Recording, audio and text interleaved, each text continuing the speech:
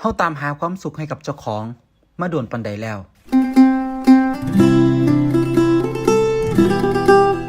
บางหม่องบางเหตุการณ์ก็เฮ็ดให้เฮายิ้มได้หัวได้ม่วนจนลืมฝน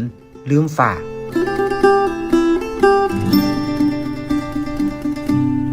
แต่บางเทื่อก็เศร้า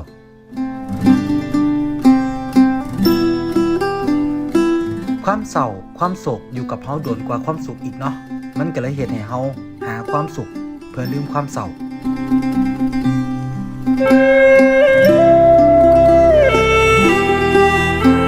บางคนอยู่กับความทุกข์มาโดนเกินไปมารู้ตัวอีกเทื่อ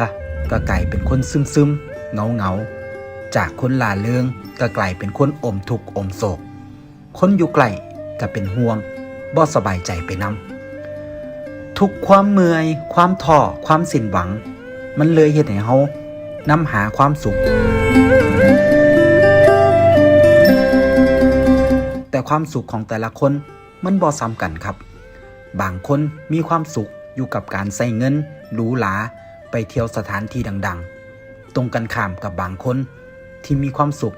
ไปตามวิถีชีวิตเจ้าของ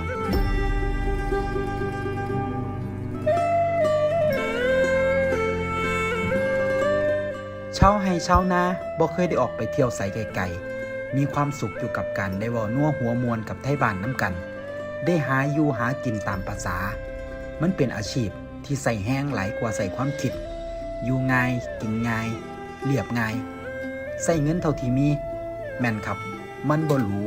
บ่แพงแต่เป็นหยังสุดท้ายแล้วคนที่ออกไปไกลบ้านโดนปานใดก็กลับมาเฮ็ดหน้าตามพ่อตามแม่ผมเข้าใจว่ามันเกิดจากความสุขที่คนเฮามีบ่ซ้ำกันนี่ล่ะครับ